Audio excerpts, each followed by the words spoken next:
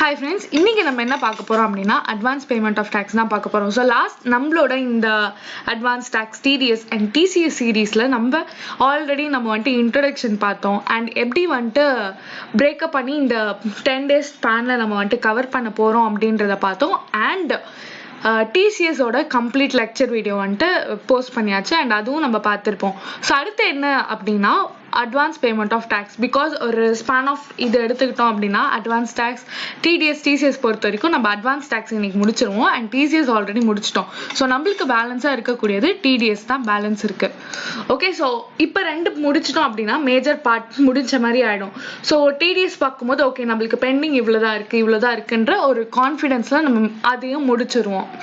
Okay, so இப்போ என்ன advance payment of tax சிம்பிளா நம்ம அட்வான்ஸ் டாக்ஸ்னு சொல்லுவோம். ஸோ அட்வான்ஸ் டாக்ஸ்னா என்ன அப்படின்னா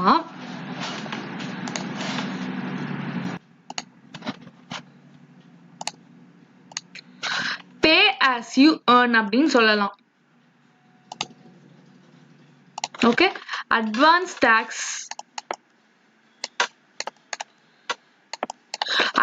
டாக்ஸ் அப்படின்னா சிம்பிளா ஒரு ஸ்கீம் சொல்லணும் அப்படின்னா இந்த அட்வான்ஸ் டாக்ஸை pay as you earn. Okay, இது ஏன் இப்படி சொல்றோம் அப்படின்னா இப்போ மொத்தமா ஒரு ஆளுக்கோட இன்கம் டாக்ஸ் லைபிலிட்டி வந்துட்டு 15,000 rupees இருக்கு.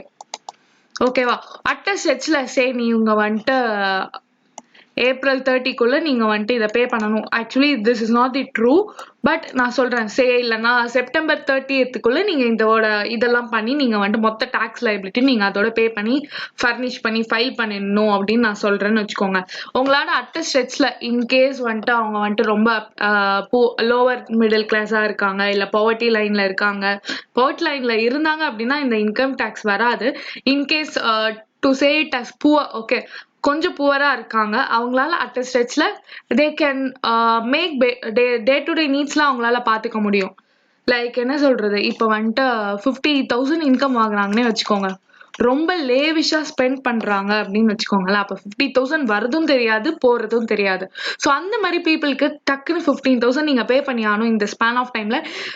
நம்மள நம்பி யாரும் கடனும் கொடுக்க மாட்டாங்க, நம்மளால யார்கிட்ட இருந்து கடனும் வாங்க முடியாதுன்ற பட்சத்துல நம்மளால அந்த 15,000 பே பண்றது கஷ்டம். ஸோ அதுக்கு தான் இன்கம் டேக்ஸ் என்ன சொல்றாங்க அப்படின்னா அட்வான்ஸ் டேக்ஸா நீ பே பண்ணிடு, நீ எவ்வளவு ஏர்ன் பண்றியோ அதுக்கேத்த மாதிரி அட்வான்ஸ் டேக்ஸ் பே பண்ணு. இல்லைன்னா லாஸ்ட் ப்ரீவியஸ் இயர்ல நான் ஒரு பேசிஸ் கொடுத்துருப்பேன், நீ எவ்வளவு டாக்ஸ் பே பண்ணிருக்கியோ அதுல உனக்கே தெரிஞ்சிருக்கும் நம்ம இந்த அட்வான்ஸ் டாக்ஸ் பே பண்ணணுமா வேணாமா அப்படின்றது தெரிஞ்சிருக்கும். ஸோ இது வந்துட்டு நம்ம ஃபர்ஸ்ட் அட்வான்ஸ் டாக்ஸ்னா என்னன்னு புரிஞ்சுக்கிட்டோம் அப்படின்னா அது நம்மளுக்கு ஈஸியா இருக்கும்னால நான் இந்த கான்செப்ட் சொல்றேன். அண்ட் எவ்வளவு லிமிட் இருந்தா அட்வான்ஸ் டாக்ஸ் பே பண்ணணும் அப்படின்றதெல்லாம் இன்னும் ஒரு 2 minutes லைக் 1 minute ஸ்பேன்ல வந்துட்டு நம்ம வீடியோல பாத்துருவோம். ஸோ இதே இந்த 15,000 நம்ம பிரேக்அப் பண்ணி 2,000 பே பண்றேன். ஓவர் தி இயர்ல நான் பார்ட் பேமெண்ட்டா 4 டேர்ம்ஸ்ல பே பண்ணணும்னு வச்சுக்கோங்க. 2,000 பே பண்றேன், அப்புறம் 3,000 பே பண்றேன், அப்புறம் ஒரு 5,000 பே பண்றேன். ஓகே, ரிமைனிங் 5,000 நான் லாஸ்டா பே பண்றேன் அப்படின்னா எனக்கு மொத்தமா 15,000 பே பண்றது கஷ்டம். ஸோ நான் பிரிச்சு பே பண்ணும்போது எனக்கு ஈஸியா இருக்கும். ஓகே, ஸோ அதுதான் நான் இங்க வந்துட்டு ஃபாலோ பண்ண போறோம் அப்படின்னு சொல்றாங்க. ஓகே, ஸோ அடுத்து என்ன அப்படின்னு பார்த்தோம் அப்படின்னா இதோட லைபிலிட்டி ஃபார் பேமெண்ட்க்கு சர்டன் கண்டிஷன் சொல்றாங்க. ஸோ ஃபர்ஸ்ட் பாயிண்ட் என்ன அப்படின்னா ஒண்ணுமே இல்லை, நம்மளுக்கு அசஸ்மெண்ட் இயர்னா என்ன தெரியும், ஃபினான்ஷியல் இயர்னா என்னன்னு தெரியும். Okay, financial year is nothing but the previous year. Okay, year following the financial year or previous year is called as the assessment year. Okay, so அதுதான் ஃபர்ஸ்ட் பாயிண்ட்ல சொல்லியிருக்காங்க. இதுல நம்ம என்ன பண்ணுவோம், நார்மலா என்ன பண்ணுவோம் அப்படின்னா டாக்ஸ் பே பண்ண போறோம் அப்படின்னா ப்ரீவியஸ் இயர்ல நடந்திருக்கக்கூடிய இதுக்கு நம்ம அசஸ்மெண்ட் இயர்ல அசஸ் பண்ணி நார்மலா பே பண்ணுவோம். ஆனா இன்கம் டாக்ஸ் டிபார்ட்மெண்ட் என்ன சொல்றாங்க அப்படின்னா இந்த டாக்ஸ் பர்டன் உங்ககிட்ட இருக்கக்கூடாது. ஸோ கொஞ்சமா நீங்க ப்ரீவியஸ் இயர்ல இன்கம் ஏர்ன் பண்ணும்போதே இந்த ப்ரீவியஸ் இயரோட இன்கம் அப்பவே நீங்க கொஞ்சமா அட்வான்ஸா பே பண்ணிட்டே வாங்க, அப்புறம் ஒரு டேட் ஆஃப் டைம்ல கிரெடிட் எடுத்துக்கோங்க அப்படின்னு சொல்றாங்க. ஸோ ஏன் கிரெடிட் எடுத்துக்கோங்க அப்படின்னு சொல்றாங்க அப்படின்னா இப்போ நம்ம பே பண்றதுக்கெல்லாம் அடுத்த வருஷம் ஓகே உன்னோட payment of liability like 30th September கிட்ட வந்துருச்சு, நீ வந்துட்டு இன்கம் பே பண்ணி தான் ஆகணும். ஓகே, ஸோ அந்த மாதிரி டைம்ன்றப்ப நீங்க வந்துட்டு பே பண்ண வேணாம், ஸோ ஆல்ரெடி பே பண்ணிட்டீங்கன்னா ஹாயா உட்காந்துட்டு என்ஜாய் பண்ணிட்டு போ அப்படின்ற கான்செப்ட் தான் இது. பிகாஸ் இந்த அசஸ்மெண்ட் இயர்ல அந்த அசஸ்மெண்ட் இயரும் ப்ரீவியஸ் இயர் தான். ஓகே, ஏன்னா இப்போ இது வந்துட்டு 2019-20 ப்ரீவியஸ் இயரா இருக்கு அப்படின்னா இதை வந்துட்டு அசஸ்மெண்ட் எப்ப பண்ணுவோம் அப்படின்னா, சரி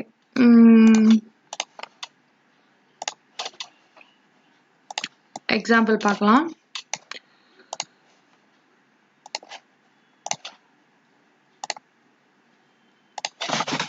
ஓகே, ஸோ இப்போ பார்த்தோம் அப்படின்னா 2019 to 2020 நம்ம கிட்ட இருக்கு. ஓகே, சரி இதை வந்துட்டு நம்ம ஒரு ப்ரீவியஸ் இயரா எடுத்துக்கிறோம். ஸோ இந்த ப்ரீவியஸ் இயரோட அசஸ்மெண்ட் இயர் என்ன அப்படின்னா 2020 to 2021. ஓகே, ஸோ இதுவும் இந்த அசஸ்மெண்ட் இயரும் ஒரு ப்ரீவியஸ் இயர் தான். இதுலயும் நான் வந்துட்டு சேல் பண்ணாம இருக்க மாட்டேன், இல்லை ப்ராஃபிட் ஏர்ன் பண்ணாம இருக்க மாட்டேன், இல்லைன்னா எனக்கு இன்கம் வராம என் லைஃப் நான் எப்படி லீட் பண்றது. ஸோ எனக்கு அதுலயும் இன்கம் வரும். ஸோ இந்த இயர்லயும் ப்ரீவியஸ் இயர்லயும் நம்மளுக்கு இன்கம் வரும். ஸோ இதோட அசஸ்மெண்ட் இயர் வந்துட்டு நம்மளுக்கு 2021 to 2022. So again இதுக்கு ஒரு அசஸ்மெண்ட் இயர் வரும், and again this is another previous year, and இந்த previous இயரும் 2018-19 ஓட அசஸ்மெண்ட் இயரா தான் இருக்கும். ஸோ இது வந்துட்டு போயிட்டே தான் இருக்கும் ப்ராசஸ். ஸோ எல்லா வருஷமும் நம்ம அட்வான்ஸ் டேக்ஸ் பே பண்ணிக்கிட்டே தான் இருப்போம். ஓகே, ஸோ இந்த இயர் திடீர்னு அட்வான்ஸ் டேக்ஸ் பே பண்ண ஆரம்பிக்கிறோம் அப்படின்னா அப்போ நம்மளுக்கு அட்வான்ஸ் டேக்ஸும் பே பண்ணணும், போன விஷயத்தோட பேர்டனும் சேர்த்து நம்ம எடுத்துக்கணும். ஸோ அதுதான் அவங்க சிஸ்டமேட்டிக்காக சொல்றாங்க, நீ வந்துட்டு அந்த இயர்க்குள்ள இதை அன்னன்னைக்கு முடிச்சுக்கிட்டு வந்துட்டா அப்போ உனக்கு கரெக்டா இருக்கும், உனக்கு பேர்டனா இருக்காது அப்படின்றது தான் இதோட கான்செப்ட். ஓகே,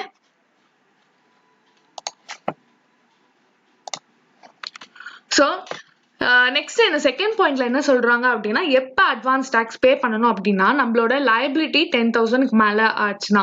இதுல நம்ம புரிஞ்சுக்க வேண்டியது என்ன அப்படின்னா, இப்ப நம்மளோட இன்கம் இருக்குன்னு வச்சுக்கோங்க, இன்கம்ஸே எனக்கு 10,000 வருது அப்படின்னா நான் I am not eligible to pay because 2.5 lakhs slab rate இருக்கு. ஓகே, அந்த 2.5 மீறினாதான் நான் வந்துட்டு பே பண்ணணும் அப்படின்றது தான் கண்டிஷன். நான் வந்துட்டு லைபிளாவே ஆவேன் இன்கம் டேக்ஸ் பே பண்றதுக்கு. நான் லைபிலிட்டி எனக்கு எப்ப வரும் அப்படின்னா 2.5 lakhs தாண்டினாதான் வரும். ஓகே, ஸோ இப்போ என்ன சொல்றாங்கன்னா அட்வான்ஸ் டேக்ஸ் எப்ப எந்த 10,000 சொல்றாங்க அப்படின்னா நம்ம ஃபைனலா போடுவோம்ல, லைக் என்ன பண்ணுவோம், இந்த கிராஸ் டோட்டல் இன்கம், அதாவது ஃபர்ஸ்ட் சேலரிஸ்ல இருந்து கால்குலேட் பண்ணி ஒரு அமௌண்ட் வச்சிருப்போம். ஸோ இதை வந்துட்டு நான் இதுல எக்ஸ்பிளைன் பண்ணி காட்டுறேன்.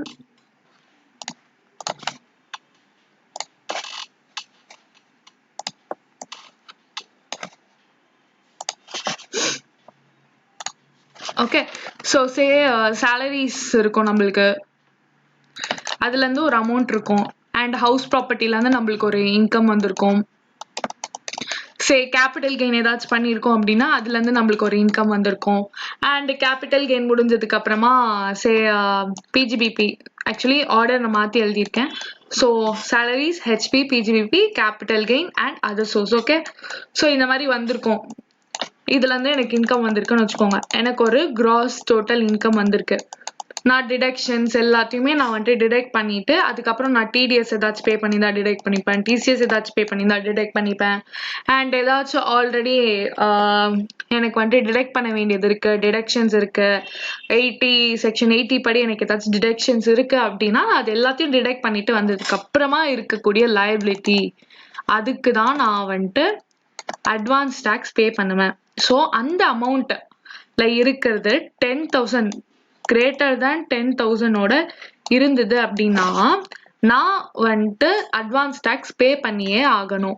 ப்ரொவைடட் நான் 60 இயர்ஸ்க்கு கீழே இருந்தேன் அப்படின்னா நான் வந்துட்டு பே பண்ணணும். ஓகே, 60 இயர்ஸ் அபவா இருந்தா இன்னொரு கண்டிஷன்ஸ் இருக்கு. ஓகே, இன்கேஸ் நான் வந்துட்டு 60 இயர்ஸோட அதிகமா இருக்கேன்னு வச்சுக்கோங்களேன்,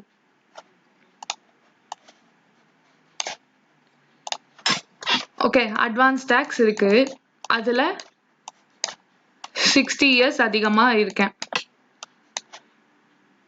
ஓகே, நெக்ஸ்ட் என்னன்னா less than 60 இயர்ஸா இருக்கேன்னு வச்சுக்கிட்டோம்னா 10,000 இன்க்ரீஸ் ஆச்சுன்னா ஐ ஆம் liable to pay. பட் இந்த கேஸ்ல எனக்கு அந்த மாதிரி ஒரு கண்டிஷன் கொடுக்க மாட்டாங்க. பிகாஸ் 60 இயர்ஸ்க்கு மேல இருந்தோம் அப்படின்னா அட்வான்ஸ் டேக்ஸ் நீங்க பே பண்ண வேணாம், ப்ரொவைடட் பிஜிபிபி இன்கம் நம்மளுக்கு இருக்கக்கூடாது. நான் வந்துட்டு ஏதாச்சும் பிசினஸ் பண்றேன், அதுல இருந்து எனக்கு நிறைய லட்சமா ப்ராஃபிட் வருது, அதுக்கப்புறம் நான் வந்துட்டு 10,000 தாண்டிட்டு நான் எனக்கு 60 வயசு ஆயிடுச்சு, நான் வந்துட்டு சீனியர் சிட்டிசன், அதனால நான் பே மாட்டேன்னு சொன்னா இன்கம் டேக்ஸ் என்ன பண்ணுவாங்க, பல்லாரும் ஒண்ணு விட்டு பே பண்றா அப்படின்வாங்க. ஓகே, ஸோ அதுதான் இந்த கேஸும்.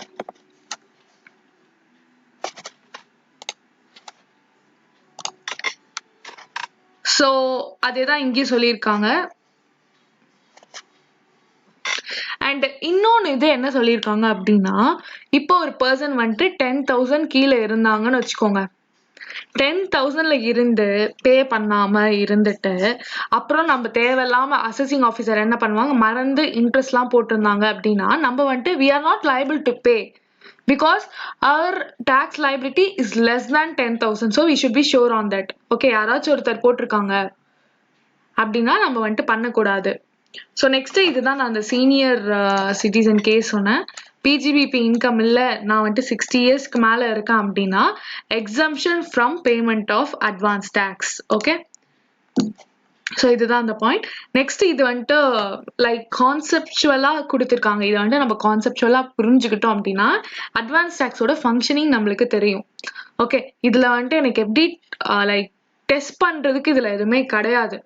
1 மார்க்ல வேணும்னா எது லாஸ்ட் டேட் எதுக்குள்ள பண்ணணும்னு வேணா ஒரு 2 பாயிண்ட் மட்டும் இதுல இருக்கு, மற்றபடி இதுல எதுவும் கிடையாது. நீங்க இதுல படிச்சோம் அப்படின்னா நம்மளுக்கு இதோட ஃபங்க்ஷனிங், அட்வான்ஸ் டேக்ஸ் எப்படி கால்குலேட் பண்றாங்க, அசஸிங் ஆஃபீஸரோட ரோல் என்ன அப்படின்றது வேணா தெரிஞ்சுக்கலாம். ஸோ ஃபர்ஸ்ட் பாயிண்ட் பார்த்தோம் அப்படின்னா an assessee has to estimate his current income and pay advance tax thereon. Okay, so இது என்ன சொல்றாங்க அப்படின்னா அசஸிங் ஆஃபீஸர் சொன்னாதான் பே பண்ணணும்லாம் கிடையாது.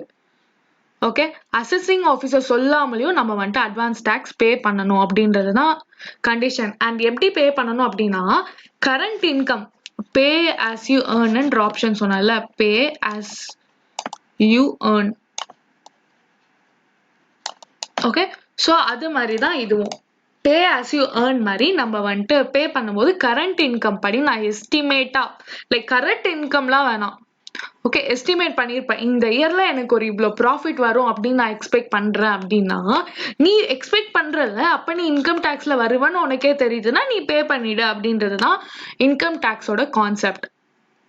Okay, so he need not submit any estimate or statement of income to the assessing officer. இது ஒரு important point. என்னன்னா assessing officer சொன்னாதான் நீங்க பே பண்ணணும்னு கிடையாது, உங்களுக்கே வரும் அப்படின்னு தோணுச்சுன்னா நீங்க பே பண்ணிடணும். செகண்ட் என்ன அப்படின்னா நீங்க வந்துட்டு ஓகே எஸ்டிமேட் பண்ணதை போய் அசஸிங் ஆஃபீஸர் கிட்ட சப்மிட் பண்ணணும்லாம் கிடையாது. நீங்க உங்களோட செல்ஃப் அசஸ்மெண்ட் பண்ணி இந்த மாதிரி எனக்கு வரப்போகுது அப்படின்னு சொல்லிட்டு நீங்களா பே பண்றீங்க. ஸோ ஒரு ஸ்பான் ஆஃப் டைம், அதாவது மார்ச் 15 வரைக்கும் நம்மளுக்கு டைம் கொடுக்குறாங்கன்னு வச்சுக்கோங்க. சே ஒரு 1 இயர் நம்மளுக்கு ஸ்பான் ஆஃப் டைம் கொடுக்குறாங்க. நீ அதுக்குள்ள அட்வான்ஸ் டேக்ஸை நீ பிரேக்கப் பண்ணி நீ பே பண்ணிக்கோ அப்படின்னு சொல்றாங்க. ஓகே, அந்த பிரேக்கப் பண்ணி பே பண்ணிக்கோ அப்படின்னு சொல்ற டைம்ல நான் வந்துட்டு சரி இந்தாங்க சார் பாருங்க, நான் வந்துட்டு இவ்வளோ ஏர்ன் பண்ணியிருக்கேன், நான் வந்துட்டு இவ்வளோ எஸ்டிமேட் பண்ணியிருக்கேன், என்னோட இன்கம் வரும், அதனால நான் இதுக்கு தான் பே பண்ண போறேன் அப்படின்னு சொல்லிட்டு நீங்க வாலண்டரியா போய் கொடுக்க வேணாம் அப்படின்னு சொல்றாங்க. Unless if assessing officer serves a notice to you that you should show the estimated statement அப்படின்னு கேட்டாங்க அப்படின்னா நம்ம வந்துட்டு காட்டணும் அப்படின்னு சொல்றாங்க. அதாவது எஸ்டிமேட்டட் காப்பி அனுப்பு அப்படின்னு அசஸிங் ஆஃபீஸர் கேட்டா நம்ம பண்ணணும். ஸோ அசஸிங் ஆஃபீஸர் என்ன சொல்றாங்களோ அதை பண்ணணும். Okay, he is like principal to the college. So next ஆனா அசஸிங் ஆஃபீஸருக்கும் மேல ஒரு அத்தாரிட்டி இருக்கு, அதுதான் central government or any government authorised. Okay, income டேக்ஸை பொறுத்த வரைக்கும் மேபி ஸ்பிளிட் அப் பண்ணி போறதை விட சென்ட்ரல் கவர்மெண்ட்டுக்கு போறது தான் அதிகம், மெயினாவே சென்ட்ரல் கவர்மெண்ட் தான். ஸோ நெக்ஸ்ட் பாயிண்ட் என்ன சொல்லியிருக்காங்க அப்படின்னா வேர் an obligation to buy advance tax has arisen, the assessee shall himself compute advance tax payable on his current income at the rates in force in the financial year and deposit the same. So இதுதான் நான் சொன்னேன், உனக்கு வரும்னு தோணுச்சுனாலே நீங்க வந்துட்டு பண்ணிடலாம். So next என்ன அப்படின்னா, in the case of person who has already assessed by way of regular assessment in respect of the total income of any previous year, the assessee officer, if he is of the opinion that such person is liable to pay advance tax, may serve an order under section 210 subsection 3. இதுல வந்து நம்ம செக்ஷன்லாம் மனப்பாடம் பண்ணணும் நம்மளுக்கு அவசியமே கிடையாது. requiring the assessee to pay advance tax. Okay, இது வந்துட்டு அதுதான் நான் ஆல்ரெடி சொன்னதுதான். ஓகே, ஒருவேளை அசஸிங் ஆஃபீஸருக்கு வந்துட்டு தோணுச்சு அப்படின்னா அவங்க என்ன வேணா பண்ணலாம். Okay, so the same case தான். நெக்ஸ்ட் இது வந்துட்டு ஒரு இம்பார்ட்டண்ட்டான பாயிண்ட். ஓகே, ஸோ நான் ஏன் இந்த புக்கோட பிடிஎஃப் வச்சு நடத்துனேன் அப்படின்னா, இப்போ நான் ஒரு வேற ஏதாச்சும் பிடிஎஃப் இல்லை நான் வேற ஏதாச்சும் ஹேண்ட் ரிட்டன் நோட்ஸ் எடுத்துருக்கேன், இல்லைன்னா நான் வேற ஏதாச்சும் பவர் பாயிண்ட் எடுத்து நடத்துறேன் அப்படின்னா நம்ம எல்லாருக்குமே அது கம்ஃபர்டபுளா இருக்காது. பட் ஐசிஏ மெட்டீரியல் எல்லார்கிட்டயுமே இருக்கும். ஓகே, ஸோ ஒரு காமன் பிளாட்ஃபார்ம் வரப்ப நம்மளால நம்ம கிட்ட இருக்க காப்பி வச்சு நடத்துறது it won't be that useful. Okay, நம்ம கிட்ட ஏதாச்சும் ஒரு ஹார்ட் காப்பி இருந்தாதான் நான் சொல்றது கரெக்டா தப்பா இல்ல உங்களுக்கு புரியணும் இல்ல எங்க வருது நோட்ஸ் எடுத்துக்கணுமா அப்படின்றது எல்லார்கிட்டயும் இருக்க ஒரு காப்பியால மட்டும்தான் நம்மளால முடியும். ஸோ என்னோட சீரீஸ் அதாவது என்ன நான் நடத்தினாலும் இதை பத்தி அதாவது நம்மளோட ஐசிஐ மெட்டீரியல் வச்சுதான் நடத்துவேன். பிகாஸ் கொஸ்டின் பேப்பர் செட்டரா இருக்கட்டும் யாரா இருந்தாலுமே அவங்க என்ன ஐசிஐ என்ன பண்ணுவாங்க அப்படின்னா நம்மளோட ஐசிஐ புக்ஸ் எல்லாம் கொடுத்துட்டு இந்த புக்ஸ் தான் உன்னோட லிமிட், ஓகே நீ இந்த புக்ல இருந்து நீ என்ன வேணா பண்ணலாம் அப்படின்னு தான் சொல்லுவாங்க. நீங்களே இப்போ கொஸ்டின் பேப்பர் எடுத்து அனாலிசிஸ் பண்ணீங்கன்னு வச்சுக்கோங்களேன், ஒரு கொஸ்டின் பேப்பர்ல ஒரு கொஸ்டின் மேபி நம்ம புக்கை விட்டு வெளியே கேட்டிருக்கலாம், ஆனா அதுவும் நம்ம ஷியோரா புக்ல இருந்து வெளியே தான் இருக்கு அப்படின்னு நம்ம சொல்ல முடியாது. ஓகே, சம்வேர் அதோட ஹிண்ட் வந்துட்டு நம்ம புக்குக்குள்ளதான் இருக்கும். ஓகே, ஸோ அவங்க என்ன பண்றாங்க அப்படின்னா இப்ப இந்த தியரி இவ்வளவு தியரி இருக்குல்ல இதையே அவங்க வந்துட்டு ஒரு கேஸ் ஸ்டடியா மாத்தி கேட்பாங்க. ஸோ அவுட் சைட் புக்ஸ் எல்லாம் ப்ரிஃபர் பண்ணாதீங்க மோஸ்டா. நம்மளுக்கு வந்துட்டு ஐசிஐ புக்லேயே கிளியரா எல்லாமே கொடுத்துருக்காங்க. அண்ட் ஐசிஐ புக்கு மீறி ஓகே சில பேர் வந்துட்டு லாக்கு வந்துட்டு பாதுகா நல்லா இருக்கு, இன்கம் டேக்ஸுக்கு வந்துட்டு டாக்ஸ் குரு நல்லா இருக்கு, டாக்ஸ்மேன் நல்லா இருக்கு அப்படிலாம் யாராச்சும் சொன்னாங்க அப்படின்னா please don't opt that. Okay, நம்மளுக்கு ஐசிஐ புக்ல இருந்து மட்டும்தான் கொஸ்டின்ஸ் வரும். அண்ட் இன்ஃபேக்ட் நீங்க அக்கௌண்ட்ஸா எடுத்துக்கிட்டீங்கன்னா இருக்கட்டும் இல்ல அக்கௌண்டிங் ஸ்டாண்டர்ட்ஸா இருக்கட்டும் இல்லைன்னா காஸ்டிங்கா இருக்கட்டும் சம்ஸ் பேப்பர் பாத்தீங்க அப்படின்னா எல்லாத்துலயுமே அவங்க வந்துட்டு புக்குக்குள்ள இருந்து தான் கேட்டிருப்பாங்க. ஓகே, சரி 2 எக்ஸாம்பிள் இருந்ததுன்னு வச்சுக்கோங்களேன். 2 எக்ஸாம்பிள் இருந்தது அப்படின்னா ஒரு எக்ஸாம்பிள் வந்து அட்ஜஸ்ட்மெண்ட்டும் இன்னொரு எக்ஸாம்பிள் வந்து கொஸ்டினும் எடுத்து கம்பைன் பண்ணி கேட்டிருப்பாங்க. நீங்க வந்துட்டு கொஞ்சம் அந்த என்ன சொல்றது கொஸ்டின் பேப்பர்லாம் டீப்பா அனலைஸ் பண்ணி ஓகே இதை பார்த்தா எப்படி இருக்கு, இதுல வந்துட்டு நம்ம அதுல பார்த்தோமே ஆனா இதோட நம்பர்ஸ்லாம் நம்ம இதுல பார்த்தோமே அப்படின்னு யோசிச்சீங்கன்னா உங்களுக்கு கிளியரா புரிஞ்சிடும். ஓகே, ஸோ நீங்க வந்துட்டு ஐசிஐ புக்கை தவிர்த்து நீங்க வேற எதுக்குமே போக மாட்டீங்க. ஸோ எக்ஸ்ட்ரா புக்ஸ் படிக்கிறது waste of time.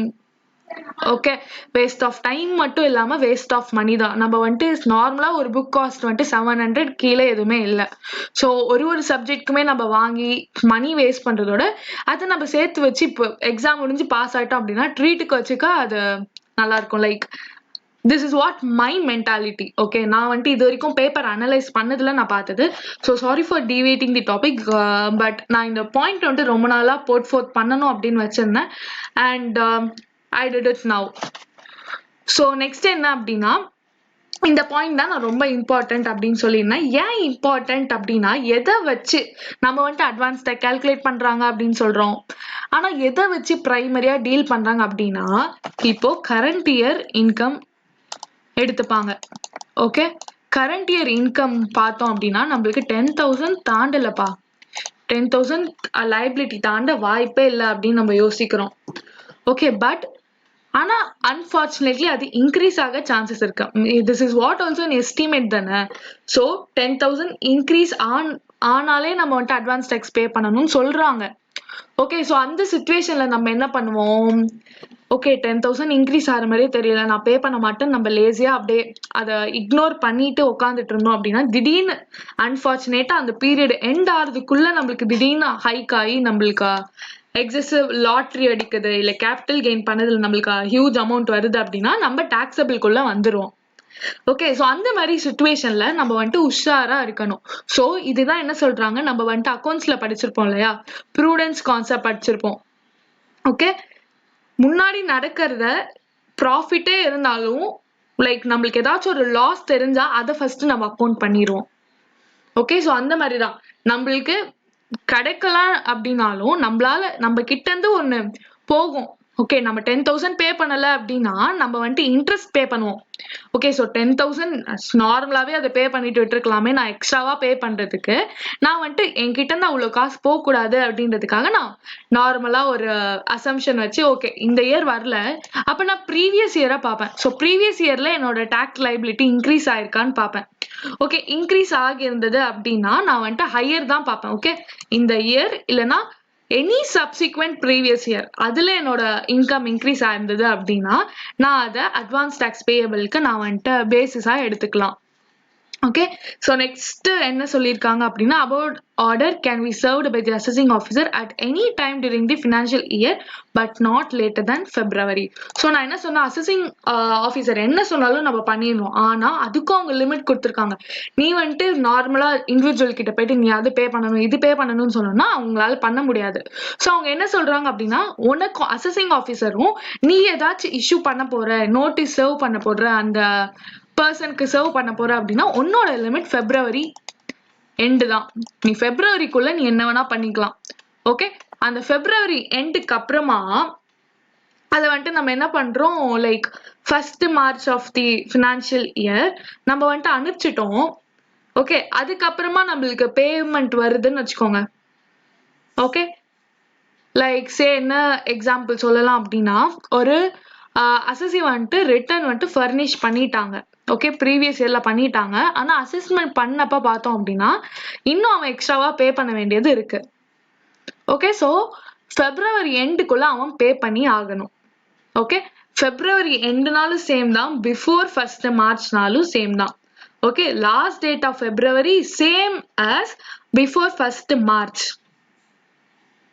Okay, so in case ஏதாச்சும் ஒரு டீவியேஷன் அசஸ்மெண்ட் ஆஃபீஸர் வந்துட்டு இஷ்யூ பண்ணிட்டாங்க ஒரு நோட்டிஃபிகேஷன், ஆனால் அசஸ்மெண்ட் ஆஃபீஸர் இஷ்யூ பண்ணது தப்பா இருக்கு அப்படின்னா assessment officer has every right to amend is notice.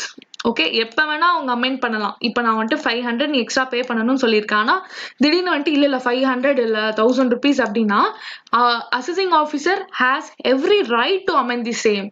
Okay, அவங்க அமெண்ட் அப்படின்னா சேஞ்சுன்னு அர்த்தம். ஓகே, நம்மளுக்கே எக்ஸாம் டைம்ல அமெண்ட்மெண்ட் விடுவாங்கல்ல, ஸோ அந்த மாதிரி தான் இது. And so next என்ன அப்படின்னா if the assessee feels that his own estimate of advance tax payable will be less than one sent by the assessing officer, அதுதான் இதுவும்.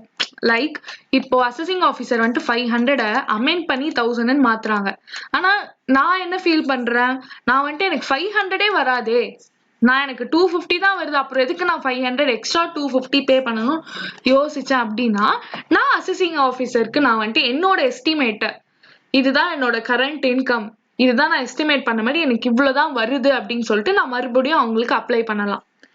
ஓகே, ஸோ அந்த மாதிரி மாறி மாறி நடந்துக்கலாம்.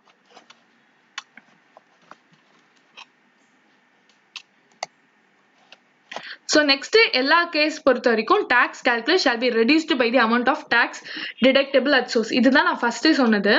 பிகாஸ் இப்போ வந்துட்டு அதான் salary அந்த எக்ஸாம்பிள் பார்த்தோம்ல,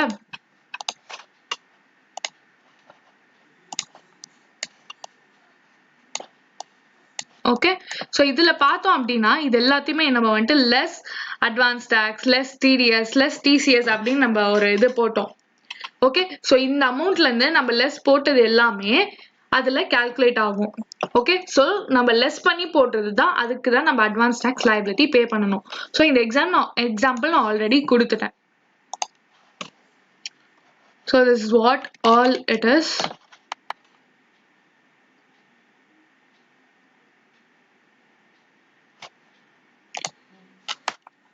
நெக்ஸ்ட் இது ஒரு இம்பார்ட்டன்டான கான்செப்ட். இது என்ன கான்செப்ட் அப்படின்னா tax detectable but not detected அப்ப இப்போ நார்மலா இது ஃபுல்லா அவங்க வளன்னு கொடுத்துருப்பாங்க. சிம்பிள் கான்செப்ட் வந்துட்டு 4th பாயிண்ட்ல அவங்க கொடுத்துருக்காங்க.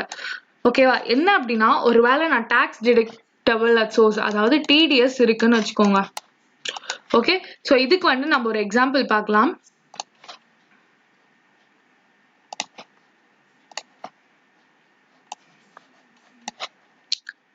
சரி, நம்ம வந்துட்டு பிக் பாஸ் எக்ஸாம்பிள் பார்த்தோம்.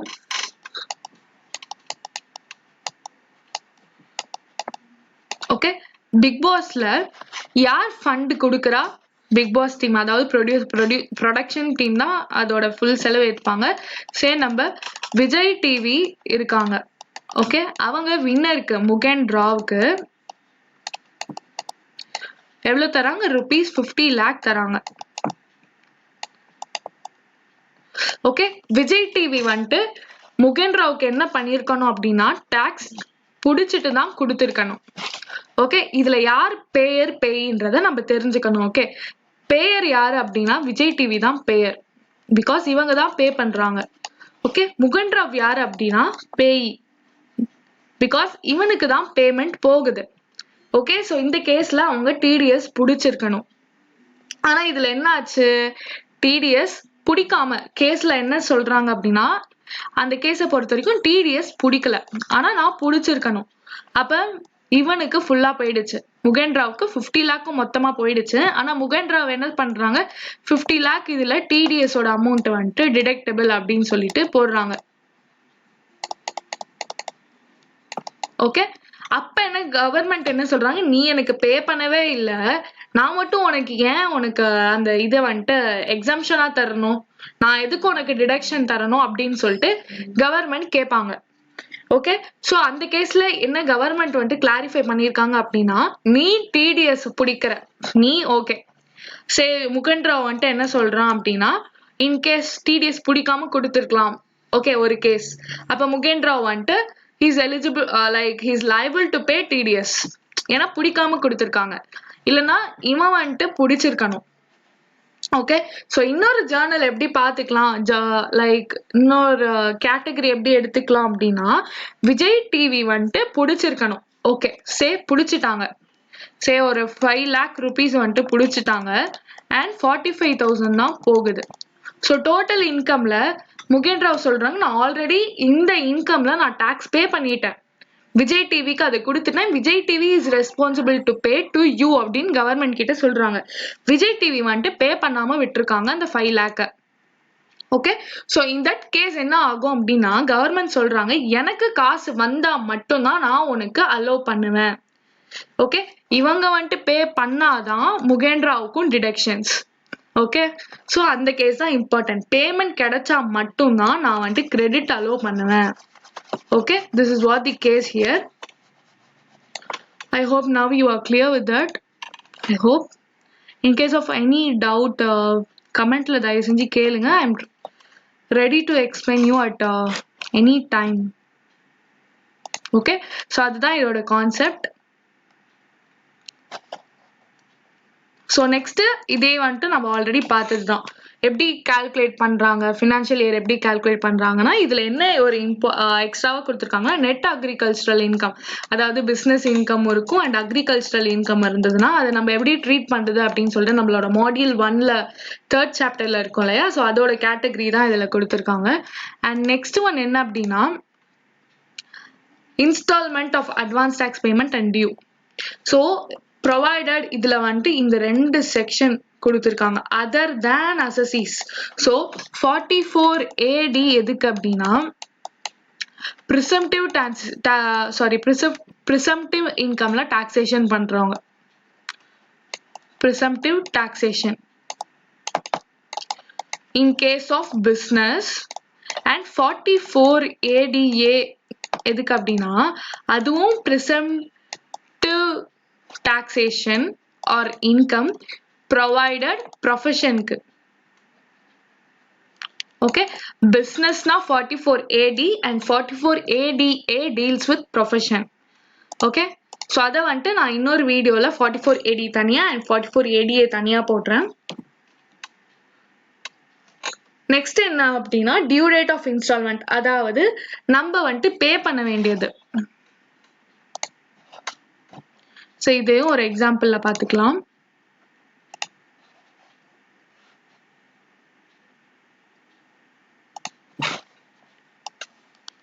ஓகே, இந்த ஸ்பேன் இருக்கு.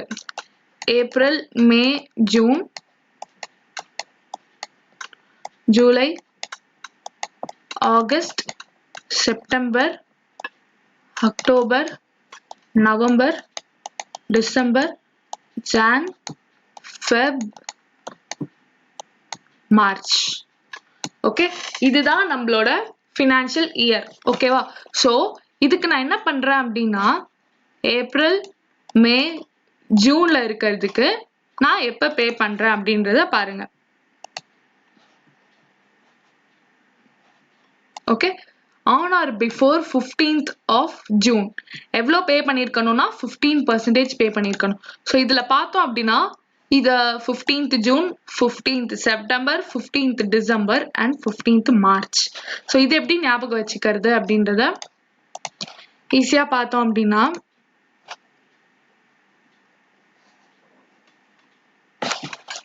ஸோ ஏப்ரல், மே, ஜூன் இதை ஜூன் 15ல கொடுக்குறோம், mid of June. So July, April, July, August, September the mid of September 15th கொடுக்குறோம். And October, November, December the mid of December 15th நம்ம advance tax pay பண்ணணும். And July, I don't know why July is coming this much. So Jan, February, March the March மிட்ல 15th அப்ப கொடுக்குறோம்.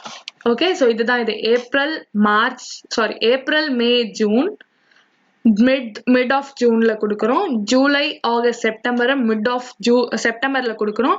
October, November, டிசம்பரை mid of டிசம்பர்ல கொடுக்குறோம். And January, Feb, March the mid of மார்ச்ல கொடுக்குறோம். Okay, எப்படி கொடுக்குறோம் அப்படின்னா 15th டேட் ஞாபகம் வச்சுக்கிறீங்கன்னா அப்ப இட் ஸ்டார்ட்ஸ் ஃப்ரம் 15% அப்படின்றத ஞாபகம் வச்சுக்கோங்க. Okay, when it starts from 15th, then remember that the rate will start from 15. So 15. Okay, இதுல என்ன பண்ணணும்னா plus 30% பண்ணிக்கணும். இது எப்படி ஞாபகம் வச்சுக்கிறது அப்படின்னா, April, May, June 3 months, July, August, September 3 months, October, November, December 3 months, and John, Feb and March 3 months. So அதை வந்துட்டு 30% ஒன்னொன்னுத்துக்கும் ஆட் பண்ணிக்கணும்.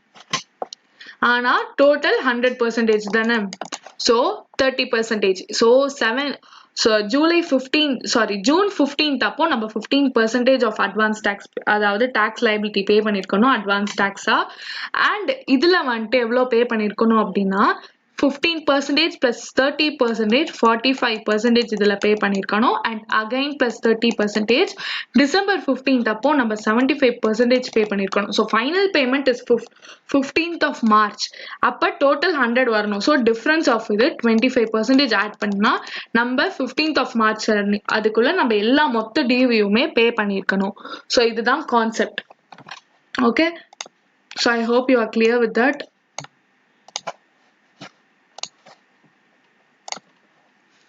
ஸோ அதுதான் இங்கே கொடுத்துருக்காங்க.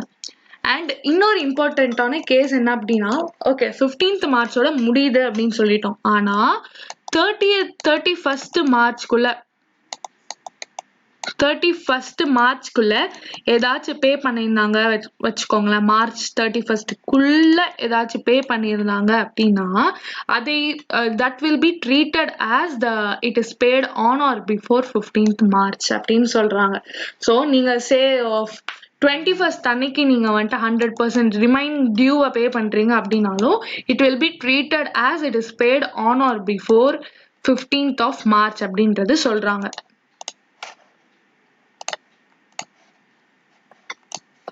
ஓகே, ஸோ நெக்ஸ்ட் என்ன அப்படின்னா நம்ம வந்துட்டு அதர் தேன் இது வரைக்கும் பார்த்தோம். அதர் தேன் செக்ஷன் 44ADல வரவங்க அண்ட் 44ADAல வரவங்க.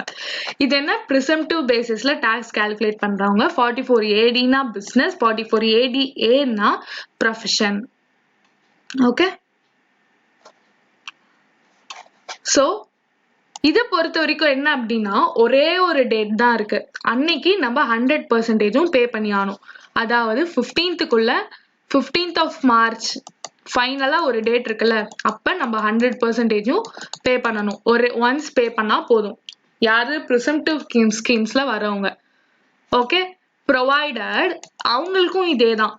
ஓகே, அவங்களுக்கு எப்படி 31க்குள்ள பே பண்ணியிருந்தாங்க அப்படின்னா அதை வந்துட்டு 15th on or before 15th பே பண்ண மாதிரி ட்ரீட் பண்ணியிருக்க மாதிரி இவங்களுக்கும் ட்ரீட் பண்ணிப்பாங்க அப்படின்னு சொல்றாங்க.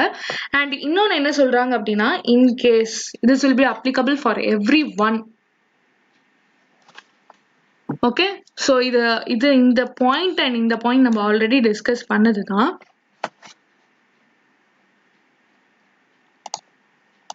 ஸோ இது என்ன அப்படின்னா, ஓகே ஒரு நாள் நம்மளுக்கு வந்துட்டு கால்குலேட் பண்ணால் மார்ச் 15th பேமெண்ட் மார்ச் 15 பண்ணுறோம். அன்னைக்கு திடீர்னு கவர்மெண்ட் ஹாலிடே அனௌன்ஸ் பண்ணிட்டாங்கன்னு வச்சுக்கோங்க. ஏதாச்சும் ஃபெஸ்டிவல் வருது, அந்த மாதிரி சுச்சுவேஷன்ல மார்ச் 15 திடீர்னு அனௌன்ஸ் பண்ணிட்டாங்க.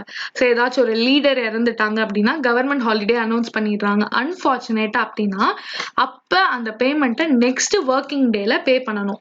Okay, next immediately following the working day. Immediately following working day. Okay, so I hope you are clear with this. So next என்ன அப்படின்னா, credit for advance tax. Any sum other than interest or penalty paid or recovered from an assessee as advance tax is treated as payment of tax. So இவங்க என்ன சொல்றாங்க, நீ once எனக்கு பே பண்ணிட்டு advance டாக்ஸா பே பண்ணிட்ட அப்படின்னா நான் அதை நீ ஆல்ரெடி நெக்ஸ்ட் அசஸ்மெண்ட் இயர் வரப்ப உன்னோட பேமெண்ட் டேட் அதெல்லாம் அசஸ் பண்ணும்போது ஓகே சே 15,000 நம்மளுக்கு இருக்குன்னு வச்சுக்கோங்க, அதுல 10,000 அட்வான்ஸ் பே பண்ணிட்டேன் அப்படின்னா அட்வான்ஸ் டாக்ஸா பே பண்ணிருக்கேன்னா ஓகே அப்ப நீ பேலன்ஸ் 5,000 மட்டும் பே பண்ணு அப்படின்னு நான் சொல்லிடுவேன். Okay, that will be treated as payment of tax அப்படின்றது சொல்றாங்க. ஓகே, இன்னும் கிளியரா சொல்லணும் அப்படின்னா நம்ம எஸ்டிமேட்டடா தான் அட்வான்ஸ் டாக்ஸ் பே பண்றோம். ஓகே, ஆனா ஆக்சுவலா எவ்வளோ 15,000 வந்திருக்குன்னு வச்சுக்கோங்க. நம்ம அட்வான்ஸ் டாக்ஸ்ல எஸ்டிமேட் பண்ணபடி நம்மளுக்கு 10,000 வந்திருக்கு அப்படின்னா டிஃபரன்ஸ் ஆஃப் 5,000 அதை வந்துட்டு நான் அதை மட்டும் பே பண்ணா போதும். ப்ரொவைடட் இந்த 10,000 will be treated as already paid. Okay, so அதுதான் இங்க சொல்றாங்க. நெக்ஸ்ட் என்ன அப்படின்னா, இன்ட்ரெஸ்ட் ஃபார் நான் பேமெண்ட் ஆர் ஷார்ட் பேமெண்ட். நான் பேமெண்ட் பண்றேன் இல்லைன்னா ஷார்ட் பேமெண்ட் பண்றேன் அப்படின்னு வச்சுக்கோங்க. முதல்ல நம்ம இன்ட்ரெஸ்ட் வந்துட்டு நல்லா புரிஞ்சுக்கணும் அப்படின்னா,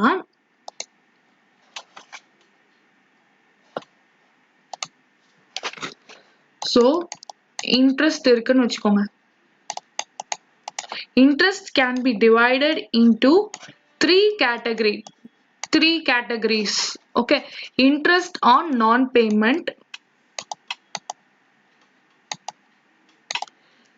அடுத்து short payment and deferred payment. Okay, deferred payment is nothing but postponed. ஒரு டேட் சொல்லியிருக்கேன், ஆனா நீங்க தள்ளி போட்டுட்டே போறீங்க. ஓகே, ஸோ இந்த 3 கேசஸ் இருக்கு. எய்தர் நான் பேமெண்டா இருக்கலாம், நீங்க 0 rupees பே பண்ணியிருக்கீங்க, இல்ல அப்படின்னா ஷார்ட் பேமெண்டா இருக்கலாம். 15,000 பே பண்ண வேண்டிய இடத்துல நீங்க 10,000 தான் பே பண்ணியிருக்கீங்க, அப்படி இருக்கலாம்.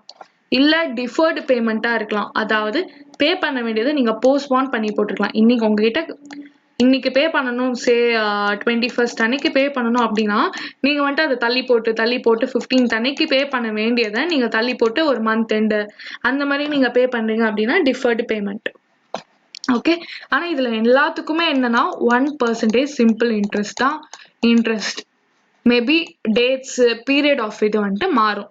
ஓகே, எல்லாத்துக்குமே சிம்பிள் இன்ட்ரெஸ்ட் 1% தான் இன்ட்ரெஸ்டா நம்ம கால்குலேட் பண்ணுவோம். ஓகே, ஸோ நெக்ஸ்ட் என்ன அப்படின்னா, இன்ட்ரெஸ்ட் ஃபார் இதுதான் நம்ம சொன்னோம் ப்ரொவைடட். இதுல ஒரு இம்பார்ட்டன்ட் கேஸ் என்ன அப்படின்னா, இன்ட்ரெஸ்ட் வந்து 1% பர் மந்த்னு சொல்லியிருக்காங்க. அண்ட் என்ன அப்படின்னா 90% ஆஃப் தி அசஸ் டாக்ஸோட கம்மியா பே பண்ணியிருந்தோம் அப்படின்னா, அதாவது எஸ்டிமேட் பண்ணியிருக்கோம். ஓகே, இவ்வளோ பே ஆகும், சே 10,000 வரும் அப்படின்னு நம்ம வந்துட்டு 10,000 வரும் அப்படின்னு நம்ம எஸ்டிமேட் பண்ணியிருக்கோம். ஆனா நம்ம 8,000 தான் பே பண்ணியிருக்கோம். ஓகே, அப்ப 90%க்கு கம்மியா இருக்கு. 90% எவ்வளோ 9,000. ஓகே, அதுக்கு கம்மியா இருக்கு. அந்த கேஸ்ல ஐ should pay interest of 1%, simple interest of 1% per month. Okay, so மீது எல்லாமே சேம் தான். எதுக்கு 1% பே பண்ணணும் அப்படின்னா difference between the assess tax and advance tax paid, அதான் ஷார்ட் பேமெண்ட். இந்த கேஸ்ல ஒருவேளை பே பண்ணல அப்படின்னா என்டையர் அசஸ்டு டேக்ஸுக்கு நம்ம பே பண்ணுவோம்.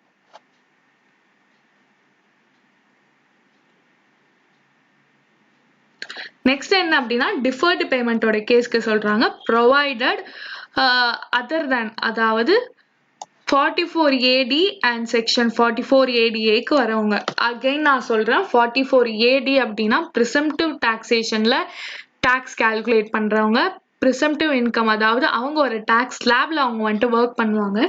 ஸோ அப்படி பார்க்கும்போது 44AD அப்படின்னா பிஸ்னஸ்க்கு, 44ADA அப்படின்னா ப்ரொஃபஷனுக்கு. ஓகே, ஸோ அந்த மாதிரி சுச்சுவேஷன் இவங்களுக்குலாம் இது அப்ளை ஆகாது அப்படின்னு சொல்றாங்க. ஸோ இவங்களுக்கு என்ன ஆகும் அப்படின்னா டோட்டலா இவங்களுக்கும் 1% தான். ஓகே, இவங்களுக்கு பாத்தீங்க, ஸோ இது வந்துட்டு இவங்களுக்கு applicable.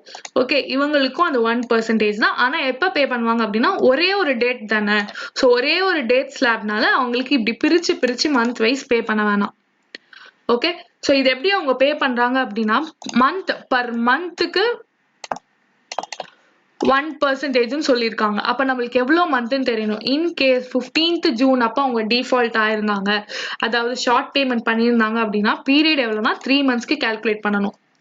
Okay, and again 15th செப்டம்பர்னா 3 months, 15th டிசம்பர்னா 3 months, and 15th December அப்படின்னா மட்டும் 1 month.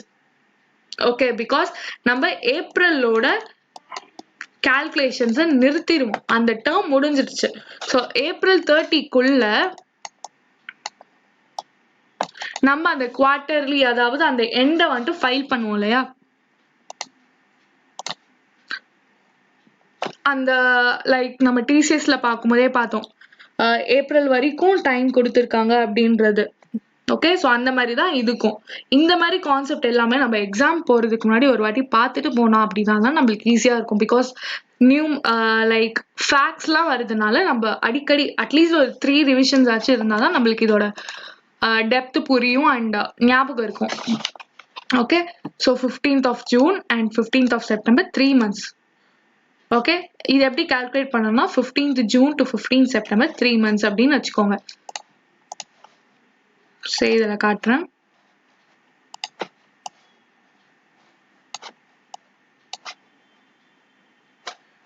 ஓகே, இதுல பார்த்தோம் அப்படின்னா 15th June to 15th July 1 month, 15th July to 15th August 1 month, and 15th August to 15th September 1 month. So 1 plus 1 plus 1 is equal to 3 months. Okay, I hope you are clear now.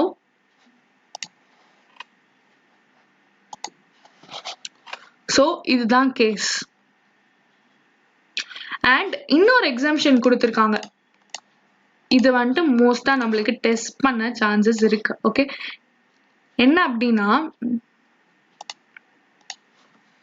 In case say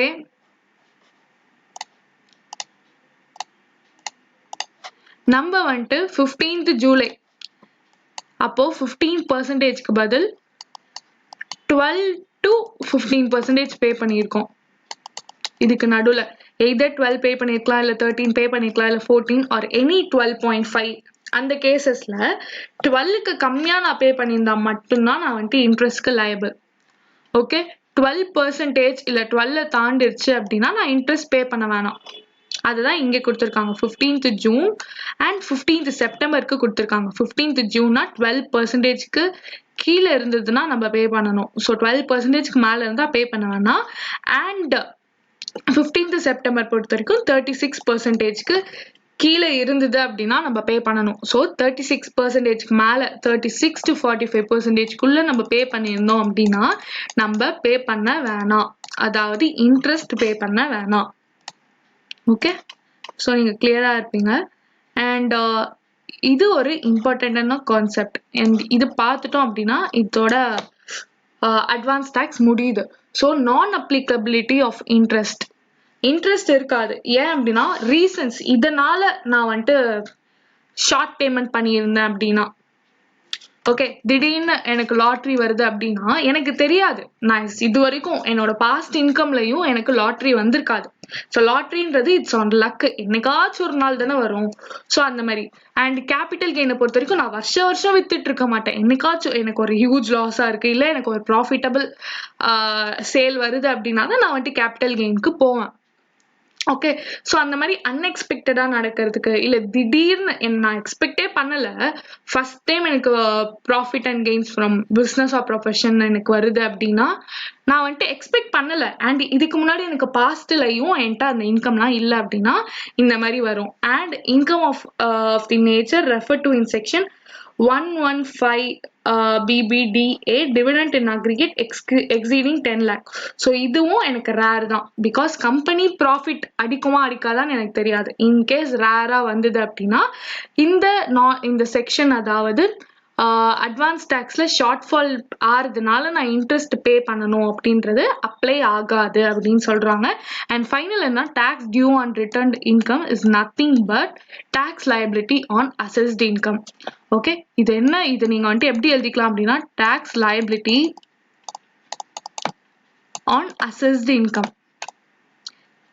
okay, நார்மலா உங்க எல்லாருக்கும் ஒரு doubt வரும், return சொல்றாங்களே, ரிட்டர்ன்னா நம்மளுக்கு திரும்பி வர்றதா அப்படின்னா இல்ல, return is a kind of income. Okay, and tax return அப்படின்னா ஃபைல் பண்றது is nothing but a form. Tax return is nothing but a form. Filing of tax return is nothing but filing the form on income tax. Okay, so அதுதான் இது. Okay, நம்ம நிறைய பேருக்கு doubt வரும், returned அப்படின்னா form fill பண்ணி அனுப்பிச்சிட்டோம், already file பண்ணிட்டோம் அப்படின்ற மீனிங் நம்ம எடுத்துக்கணும். Okay, so same as here. So இதோட நம்மளுக்கு டிசிஎஸ் முடிஞ்சிருச்சு, இன்ட்ரடக்ஷன் பார்ட் முடிஞ்சிருச்சு, அண்ட் அட்வான்ஸ் டேக்ஸ் முடிஞ்சிருச்சு. ஸோ ரிமைனிங் இருக்க கான்செப்ட் என்னன்னா டிடிஎஸ் மட்டும்தான் இருக்கு. ஸோ அதை வந்துட்டு நம்ம நெக்ஸ்ட் ஃபாலோயிங் டேஸ்ல நம்ம 2-2 பார்ப்போம். Okay, so thank you for patiently watching this entire video. And okay, இதுக்கப்புறமா நீங்க வந்துட்டு லைக் இன்னும் அப்டேட்டடா லைக் கனெக்டடா இருக்கணும் அப்படின்னா நீங்க வந்துட்டு சப்ஸ்கிரைப் பண்ணுங்க. ஸோ சப்ஸ்கிரைப் பண்றது லைக் ஒரு அடிஷன் ஆஃப் சப்ஸ்கிரிப்ஷன் மட்டும் அப்படின்னு கிடையாது. அண்ட் என்ன பர்சனலா மோட்டிவேட் பண்ணும், லைக் வீடியோ போடணும் அப்படின்னு மோட்டிவேட் பண்றதுக்காக. So please do subscribe me as you are now. Thank you.